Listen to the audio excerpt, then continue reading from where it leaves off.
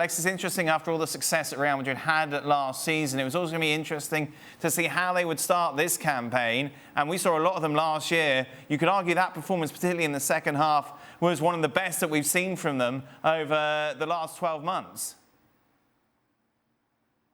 Yeah, Dan, definitely. That was one of the better ones in the second half, where we did say that they looked like they were just on cruise control. And it's not that Cetla Vigo were not playing well. They really were trying, their absolute hardest. They had their moments just throughout the 90 minutes, really and truly. But in the end, Real Madrid just were Real Madrid. They know how to win. How many times did we say this last season? I still remember even talking to Toni Kroos just ahead of the Madrid derby, and he said, you know what, I don't think we've been perfect or near. I actually don't really like how we've been playing. And then you look back at what they managed to accomplish last season, and if it's one thing that Real Madrid know how to do, it is to win, and to win at all costs. But this was a big performance, to come away from home, to score all of the goals, to have a number of different goal scorers. I know we're going to look away from that missed penalty from Eden Hazard, but that was what was important. We spoke to Vinny Jr. in Spanish before we got to speak to Carlo Ancelotti, and he said this was a huge match after Casemiro left. He said, for the young boys, we're not deaf. We heard the fans. We hear their worries, wondering what the future looks like, because in the last couple of years, they've lost some big names. They've lost some big legends like Cristiano Ronaldo, like Sergio Ramos, and now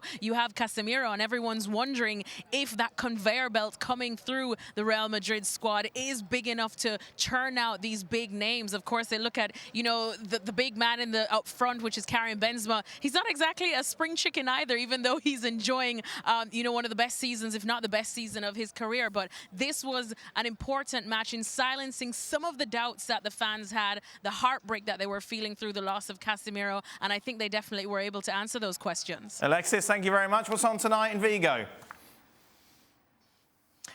Dad, I am about to try and find somewhere to eat, because I ate very well yesterday. Vigo is right on the coastline. Yeah. We're actually closer to Portugal than the rest of Spain. So I'm going to go look for some seafood, although it is almost 1 a.m., so I'm not sure I'm going to find it. But you know what? A certain Real Madrid legend is actually just to my left in Guti. So I'm going to ask him if he has any suggestions, because if Guti can find a meal at 1 a.m., surely I can get one, right? It's Spain. They haven't even started their appetizers yet. Thank you very much, Alexis, as always, for joining us.